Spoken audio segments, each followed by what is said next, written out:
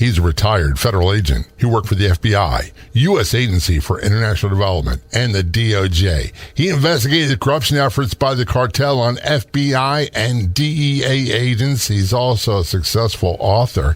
He is here to talk about all that and more on the Law Enforcement Talk Radio Show. Welcome to the Law Enforcement Talk Radio Show. In the Law Enforcement Talk Radio Show, we are joined by special guests talking about their experiences, the realities of investigating crimes, plus those who have experienced horrendous trauma. Police, first responders, military, and victims of crime share their stories. Hi, I'm John J. Wiley. In addition to being a broadcaster, I'm also a retired police sergeant. Be sure to check out our website, letradio.com, and also like us on Facebook. Search for the Law Enforcement Talk Radio Show. The Law Enforcement Talk Radio Show is brought to you in part by Breakfast with Champions, holding rooms daily in the Clubhouse drop-in social audio chat app. Download the app today. It is free. And join us in Breakfast with Champions, where everyone gets to see the table. Be heard. Find new friends from all over the globe. That's the Breakfast with Champions rooms in the Clubhouse drop-in social audio app. Get more details. Download the app today for free and get more details at thebwcinfo.com. Joining us from California, we have Ken Strange on the Law Enforcement Talk Radio Show. Actually, I should call him Kenneth Strange. His website is kennethstrange.com. He's a retired federal agent. He worked with the FBI, U.S. Agency for International Development, and the DOJ. He's author of the book A Cop's Son, One G-Man's Fight Against Jihad, Global Fraud, and the Cartels. And his website is kennethstrange.com. Kenneth, thanks so much for being a guest on the show. Very much appreciated. John, thank you so much for having me. It's a pleasure. I want to say thank you for your service as well. I don't think the feds, the G-Man, whatever term people want to use, don't get the same kind of consideration that police and sheriffs do. Yeah, I guess that's a good observation. But no, thank you. I do once in a while. I do get a thank you for your service.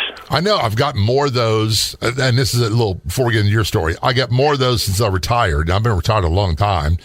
And the truth is, I'm not sure how to respond to them. I just get better at saying, you're welcome, because that's the polite thing to say. I don't know what to say anymore.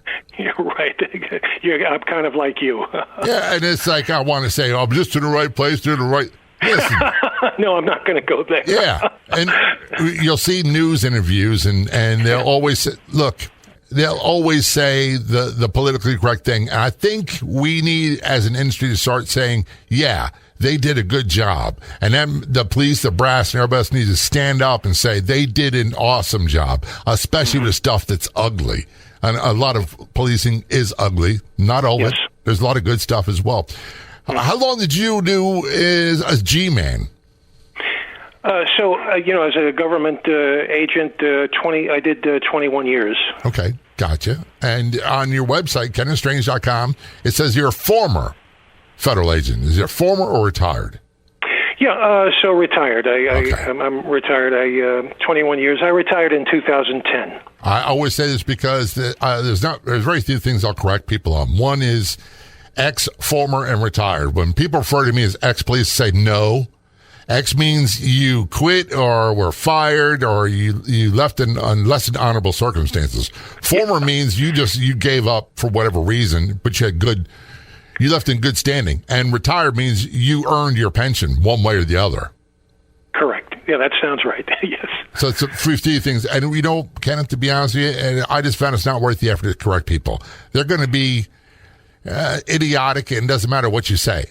They won't let a simple thing like facts get in the way of their opinion. Mm-hmm. Right. Have you noticed that? Yes, I have. Now, before we get into your story, I got to ask you this. My wife, I call her the boss, and I don't watch much American-produced television dramas about policing or federal agencies or wherever it is. We usually watch BBC-related content because, in my opinion, they do a better job of doing this thing called character development. The American stuff is so stereotypical. In your opinion, is there anything on TV that's even remotely close to what the federal agents do? Boy, that's an excellent question. No, I haven't seen anything that comes close what federal agents do. You know, Criminal Minds was interesting, but you know, a lot of exaggeration and things thrown in there just to make it more palatable to the viewers. But answer to your question, no. No, I'm the same way. And by the way, I'm the stereotypical Irish Catholic, knuckle-dragging Neanderthal cop, and I fit every stereotype that Hollywood loves to put out there. And I'm okay with that. I want to clarify, you don't have to comment on this, the federal agencies, the FBI in particular, not getting a good rap. I don't have a problem with the rank and file. I think the agents do an awesome job. I have a big problem with a lot of police departments, with the brass, with the command staff, the decision makers. We'll just leave it at that. So your career, you did federal agent as FBI. You did an agency we really don't know much about, U.S. Agency for International Aid Development, which you'll see a lot of on the news, USAID on delivery packages, and the DOJ, which is also in the news quite a bit. Tell us about the U.S. Agency for International Development. What is that? I don't get what that is, and I don't think a lot of people do either. Yeah, I mean, this is, the job I had was with the Office of Inspector General within the U.S. Agency for International Development. And USAID, was formed during the Kennedy administration, if memory serves me. So we're going back to the early 60s, and this was to administer aid throughout the world, especially to mostly third world countries.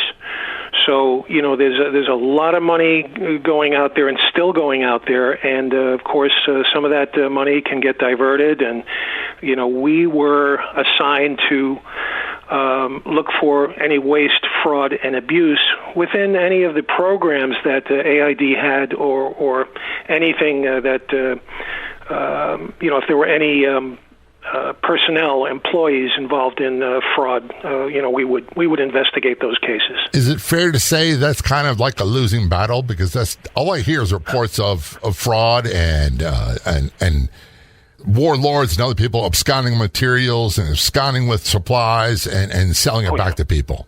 Oh yeah, no, absolutely, and I saw all kinds of cases during my tenure with AID.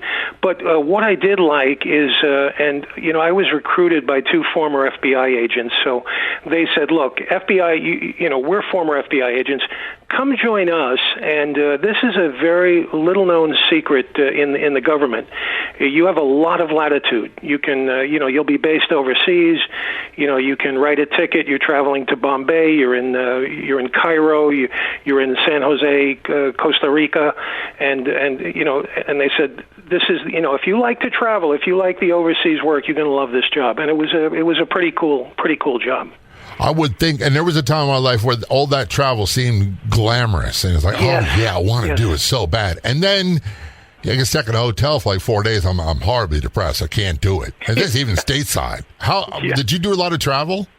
I did a lot of travel.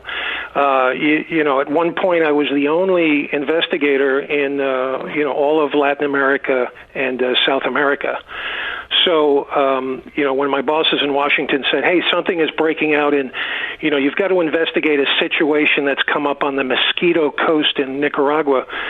Well, I got to jump on several planes to get over there. Right. Chile, Peru, a lot of stuff going on in Peru. Brazil, a lot of travel. John, lots. We're talking with Ken Strange, or Kenneth Strange. His website is kennethstrange.com. He's author of the book A Cop's Son, One G-Man's Fight Against Jihad, Global Fraud and the Cartels. He's a retired federal agent, worked with the FBI, U.S. Agency for International Development, which is talked about a little bit, DOJ. And we're going to talk when we return about investigating corruption efforts by the cartel on FBI and DEA agents. Yes, it's real. Yes, it's happened. And we don't hear much about it, but we're going to on the Law Enforcement Talk Radio Show. You can find us on Facebook. Just search for the Law Enforcement Talk Radio Show and be sure to click like. Don't go anywhere. We'll be right back.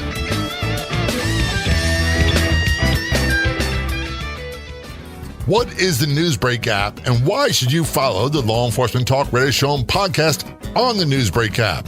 Newsbreak is your number one local news app for current events, free live news for you and your community.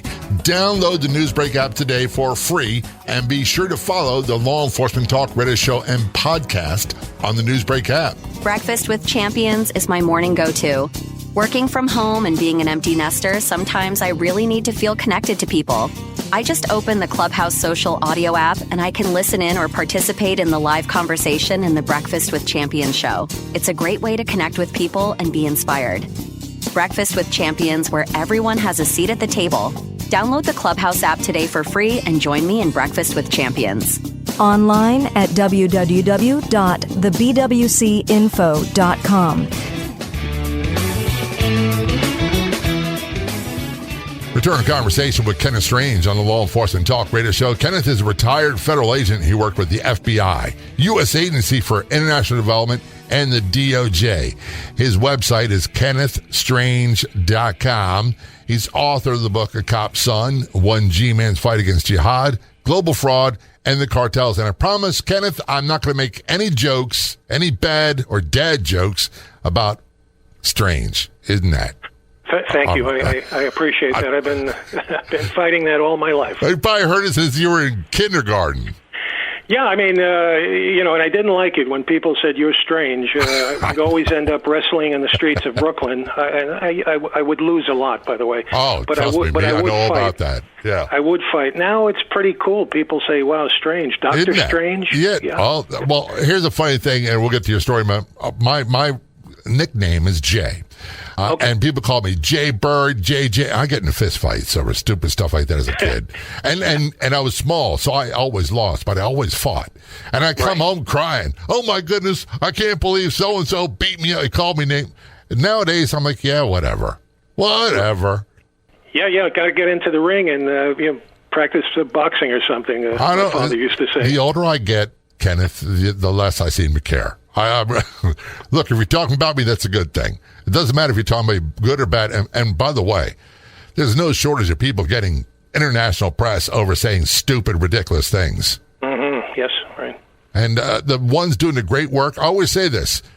Who doesn't know about the Unabomber? Who doesn't know about these other mass murderers? But you talk about someone like Sister Hazel that fed so many people in Gainesville, and no one knows who she is. The people who do great things they don't know about, but they hear about the manifestos of terrorists and all this other stuff, and they can quote that stuff verbatim. We're not doing that. But one of the things that you did in your career is you investigated corruption efforts by the cartel on FBI and DEA agents. I didn't see a lot of that. We didn't stomach corruption. I know people think we do, but we didn't. We didn't stomach police brutality and stuff. We had really rigid rules that we go by, and people would drop a dime on you in a heartbeat as a police. We didn't stand for that. But I know that this corruption efforts go on. How pervasive of a problem is it? Well, yes, it was quite pervasive along the southwest border, especially during that time period I was there from 98 to 2003. It was a 5-year period. So I'm based in El Paso, Texas.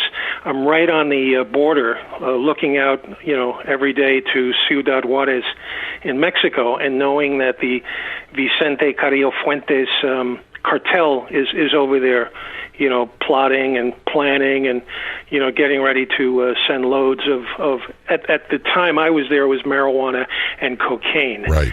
Now it's cocaine, heroin, fentanyl. It's a whole mix. But yes, and at the time, in the beginning, we did not have jurisdiction over FBI and DEA, so we were concentrating on the Bureau of Prisons, on the Border Patrol, Immigration and Naturalization, those type of things. So we were seeing a number of inspectors at the land bridges that were getting turned or compromised by the cartel, and what they were doing is they would usually start with our guys very slowly, a little stuff. Could you get this? Could you get a visa? Could you get? And they would then get on that, and you've heard this before, the slippery slope. Right. And once you do one thing, now they own you. So we were seeing plenty of that happening, to the point where there was some fairly big cases we worked on with inspectors that were waiving tons of stuff through the ports of entry, and those were big cases. Border Patrol, same things. In fact, Border Patrol at that time, I think the qualifications were kind of dumbed down at the point they needed. There was a big rush to get agents out there to the Southwest, and so they may have overlooked their requirements, and you were getting people out there that were easily duped and compromised. So and in a way, and I hate to say this, John, but it was almost like at one point it was like shooting fish in a barrel. Right. I would walk in, I'd get some piece of paperwork saying, hey, this agent was seen over there by the in the gully with possible cartel members, and all I would do, we didn't even have time to make cases. There was just so many.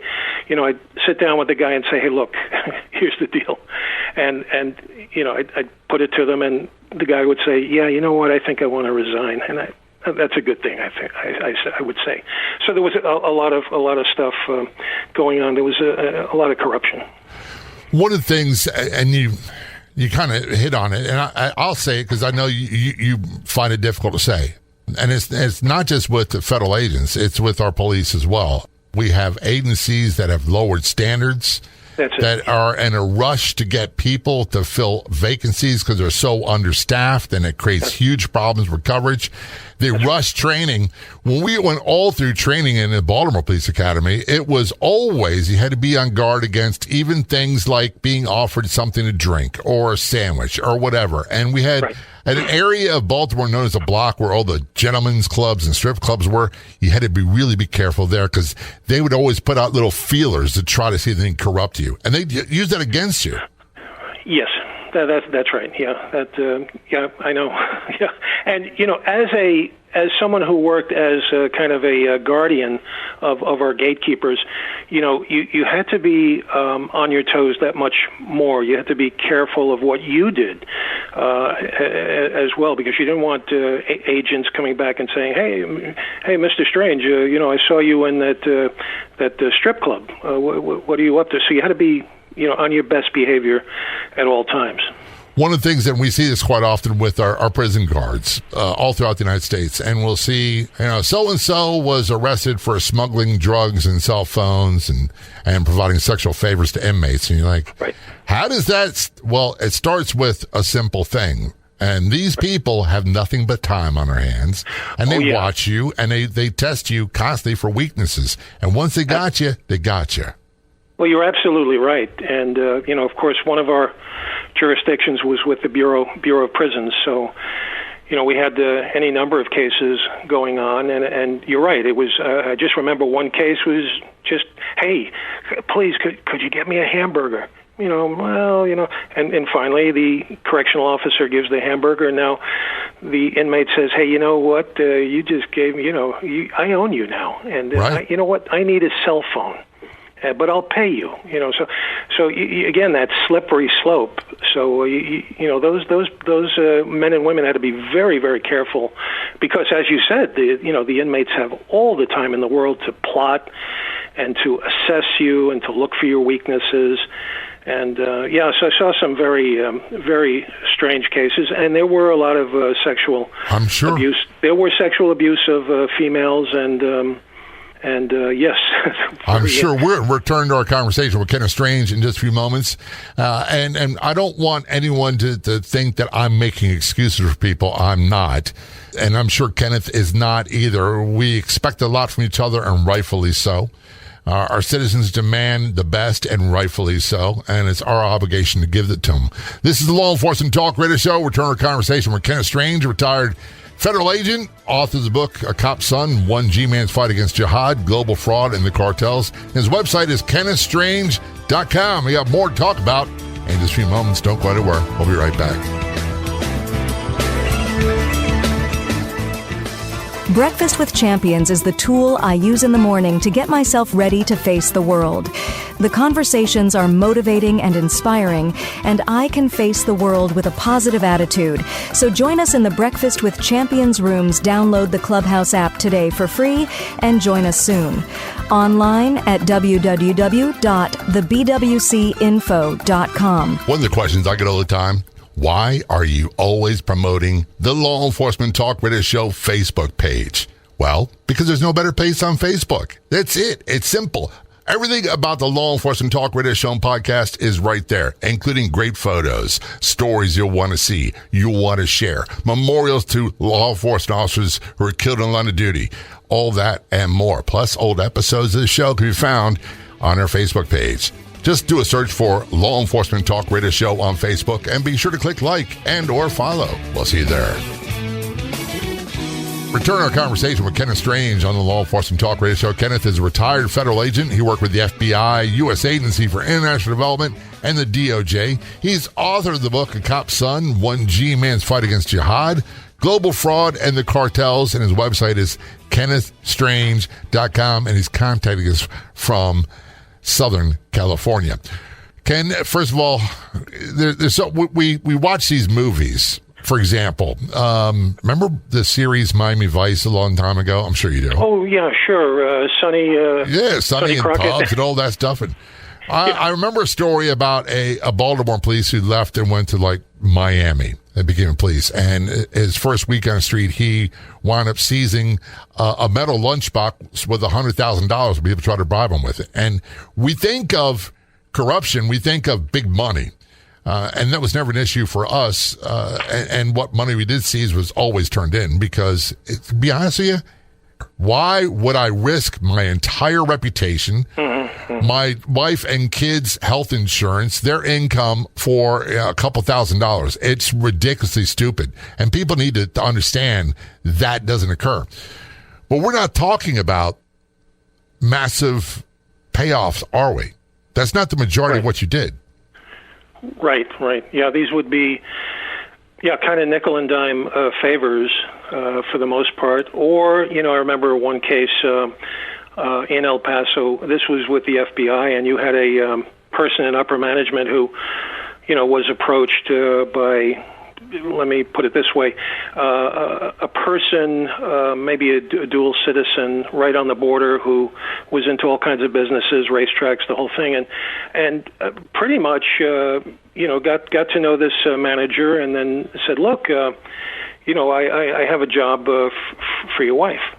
And, I don't know why, but the person said, okay, I'll talk to my wife. And the next thing you know, she has that job and, she's making money, but it's not really a job. She doesn't have, she has little, if any work to do. So, this is the type of thing you would see. And then, of course, when that allegation came to us and then we interviewed the manager, the best thing to do is to proceed with candor and honesty and say, you know what, that did happen.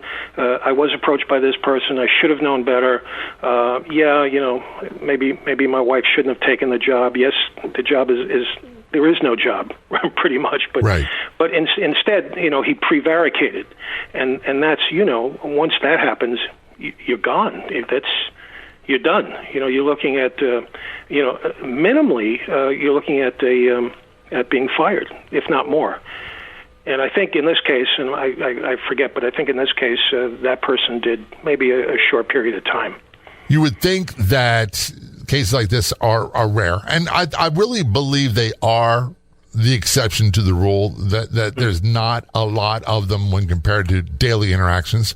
However, I can't help but think of the FBI in Boston, Whitey Bulger, and right. How an FBI agent was involved in that. And I believe some of the, and I'm air quoting, command staff are involved in it too. And I don't know how they justify stuff like that. Yeah, boy, you got me. But, the other case I was thinking of is, and this is rather recent, with the case of former FBI supervisor John McCabe. And, he got into a situation where I think he was talking to the press. And again, our office went in there, spoke with him, and, before you know it, he's lied on 5 different occasions. instead of just saying, yes, it happened, or let me explain, so the person lied. And then once that happens, they had no other option except to show them the door. Look, and I want to go a little bit into this because people tend to think that we show favoritism to other police. And the truth is, I've had arrest police. I've had other ones that were arrested and charged and found guilty of various crimes. And we were harsh. We were very harsh about that. As an investigator, and you got to investigate, let's just say, another FBI agent, how do you keep your composure? How do you get them to open up and tell you what's going on? Well, look, when I was with the Inspector General's office on the southwest border with DOJ, I was in the situation where I'm a former FBI agent interviewing FBI agents, so I know where they're coming from, I know their culture, etc. I'm not going to, probably going to show a little more respect than the normal, subject of the case, and only because they're former FBI. So I'll show them a little bit of respect. However, in the end, they have to answer the questions, and if they lie, and I would always say, let's go back. Let's go back, and I would ask them again, please think of it. Pretend that I know everything. I want to ask you this question. Please don't lie. And then they would lie. And then at that point, what can you do? I mean, you've given them every chance. And I just remember one case. You gave them enough rope to hang themselves, and they did. Exactly. That's exactly right. And I just remember one case in the Southwest, not to name names, but one of the FBI agents had an incredible future. He was looking at a great future, young. I think he was from one of the military academies, and he got it. And just the stupidest thing, he got into this macho thing, with another agent, trying to impress this secretary. And so, they were like, oh, well, I can do this. I can do that. Oh, you know what? I'm going to wire myself up and go into my supervisor's room and get him to make some mistakes or get him to incriminate himself. I mean, how stupid is that? Right. And this was all over a girl. And then, finally, when we get the allegation and I'm interviewing the guy, and finally I lower the boom on him, and after he's lied, and I said, it's over. We know. And you just saw his face, his whole body just kind of collapsed. And it was sad. It is sad. Some of these cases are stupid. We look at it and say, this is a person who should know better. And they do know better. And they've had exemplary careers. They've done phenomenal stuff, and they go do something really stupid. But I think the icing on the cake, I don't know, for feds, I don't know. But with regular police, is if you lie, you're done. Yeah. Your credibility is shot in court and everything. You are flat out done with that agency. When you ask a question, here's a common thing in court.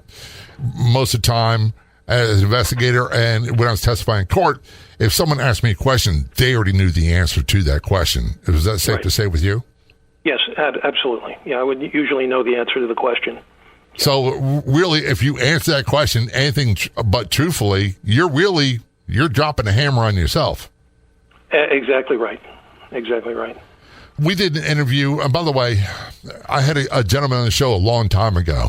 He was, I believe it was Homeland Security, and he was stationed in Mexico. His name is Victor Avila. And he was attacked. He and his partner were ambushed by the Zeta cartels in Mexico, and his partner was shot and killed. And I remember that case, yes. Yeah, he wrote a book called Agent Under Fire, and a phenomenal story, phenomenal guy. Yeah. But you get the impression that this is a guy who did everything right. The worst case scenario happened, and he got treated horribly by his agency, and he got, I would say, by the federal government. And this is just an observation sometimes that you don't have to comment on, that I see people that are deserving of really bad stuff and bad punishment, and they seem to go unscathed. And I just have promoted. Promoted. Look, you said it. I didn't say it. We're talking with Kenneth Strange, retired federal agent, worked with the FBI, U.S. Agency for International Development, DOJ. He's author of the book A Cop's Son, which we'll talk about in a few moments. One G-Man's Fight Against Jihad, Global Fraud and Cartels, and his website is kennethstrange.com. This is Law Enforcement Talk Radio Show. We're going to take a short break. We'll be right back.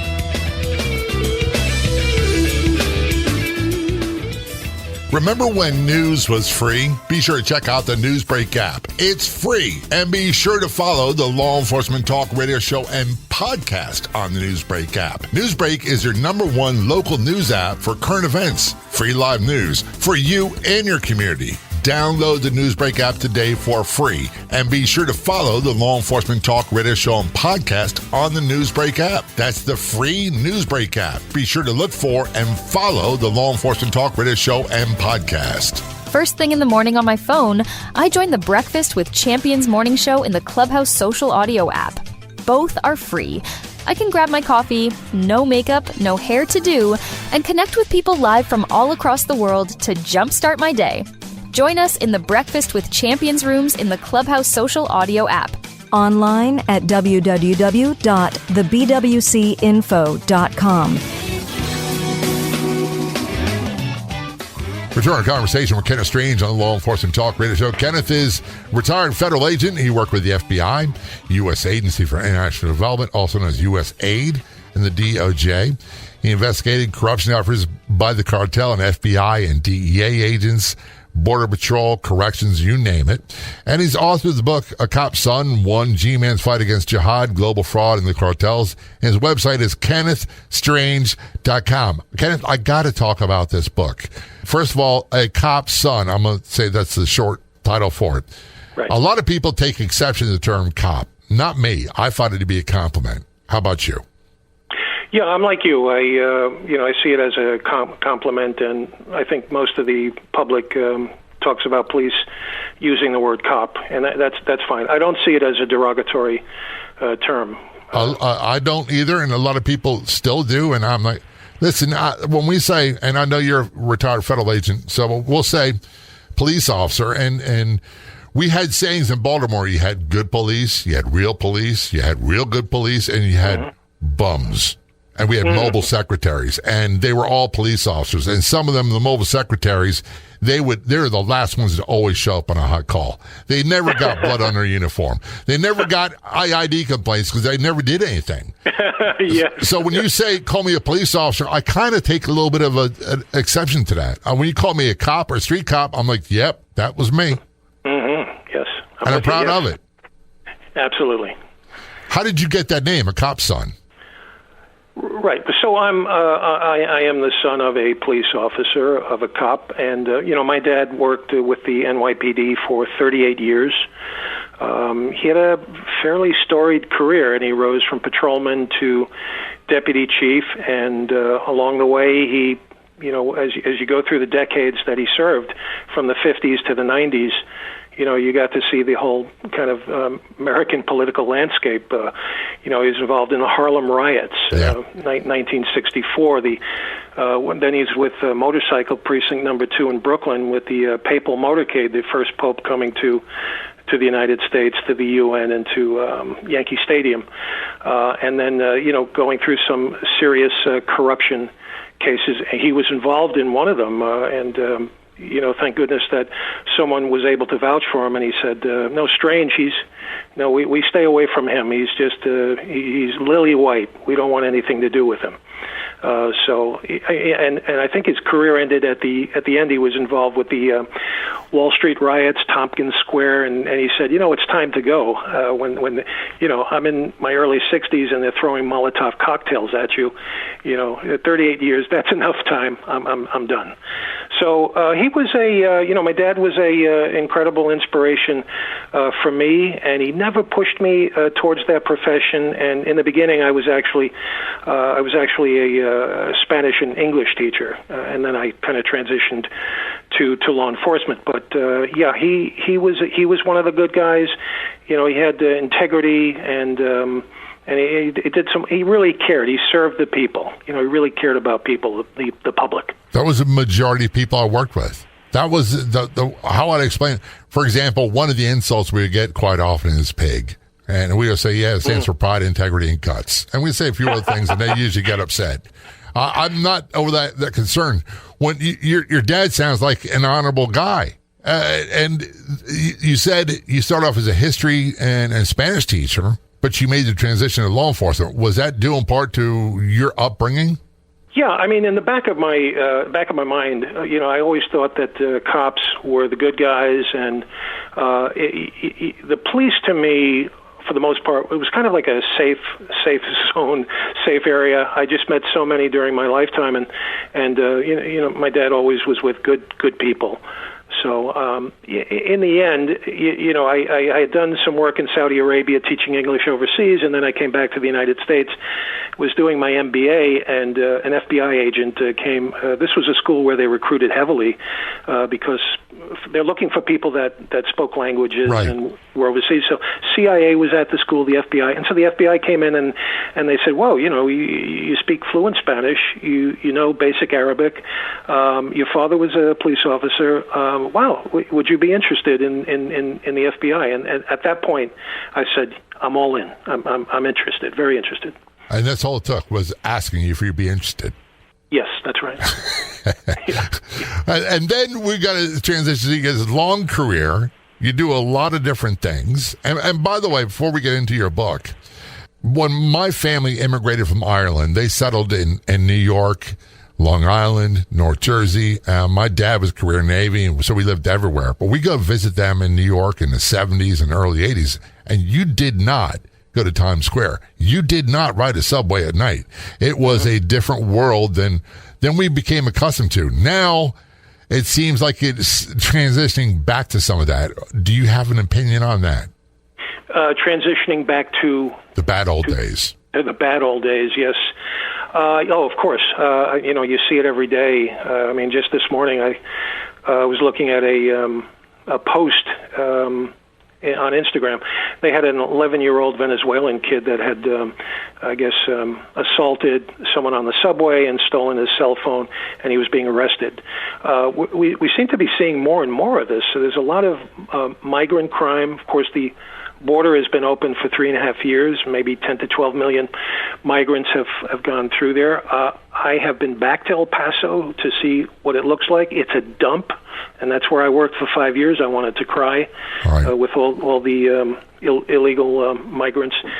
So, yeah, it's. I just see crime rising. Rape in Central Park. Rape is up 100%. That's crazy. That is, and it's sad. It's sad because, my background is similar to yours, kind of the Irish American, Long Island, Brooklyn, New Jersey, same thing. So I'm from that area, and it just kills me every time I see what's happening to the Big Apple.